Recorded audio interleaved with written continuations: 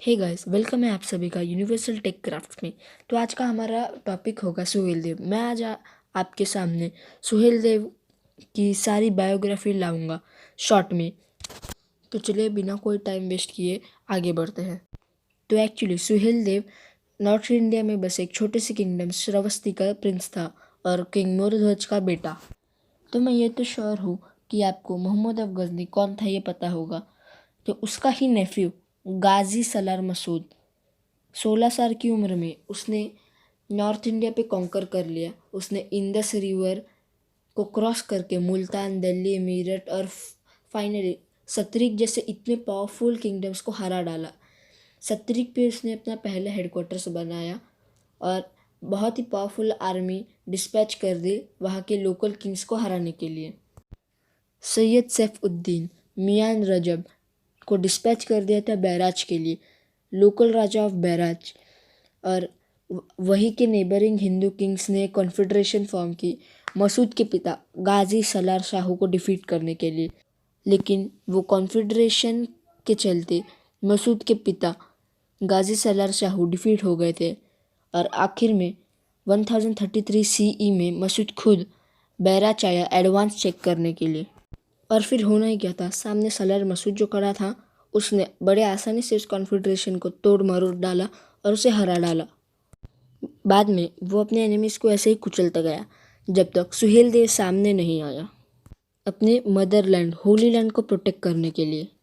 पहले पहले सुहेल देव ने गुरिल्ला वॉरफेयर से मसूद की आर्मी को डिस्ट्रॉय करना चाहा, लेकिन वो आइडिया ज़्यादा देर तक टिका नहीं। इसलिए फिर उसने ठान ली कि वो एक साथ ही फेस टू फेस बैटल करेगा। जब उसने ठान ही ली थी कि वो फेस टू फेस बैटल करेगा, तो फिर मसूद की आर्मी को डिफीट करने के लिए उसे बहुत बड़ी कॉन्फेडरेशन तैयार करनी थी। इसलिए उसने साउथ से, नॉर्थ से, जहाँ से हो सके वहाँ से उसने डिफरेंट किंग्स को इनवाइट किया बैटल करने के लिए। और जब मसूद को पता चला कि सुहेल देव की आर्मी धीरे धीरे स्ट्रांग होते जा रही है, तो फिर उसने घिनौनी चाल चली। उसने एक ऐसा एनिमल को आगे कर दिया जिसके खिलाफ हम हिंदूज कुछ नहीं कर सकते थे, और वो थी हमारी गाय।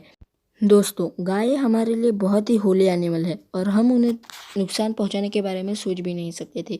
इसलिए जब सुहेल देव को इस बात का पता चला तो बैटल के एक रात पहले वो गुरिल्ला वॉरफेयर से दुश्मन के अड्डे में घुसा और सारे गायों को छोड़ डाला। और फिर वो फाइनल दिन आ गया जिसके लिए सारे हिंदू बेसब्री से इंतज़ार कर रहे थे। एक तरफ सुहेल देव की आर्मी और दूसरी तरफ सलार मसूद की आर्मी। तो दोनों के बीच में घमासान युद्ध हुआ और फाइनली होना क्या था, सुहेल देव की आर्मी जीत गई। बाद में मसूद के डेड बॉडी को बैराज में ही बरी कर डाला 1035 सीई में। और फिर जिस जगह मसूद को बरी किया था वही एक दरगाह बन गया।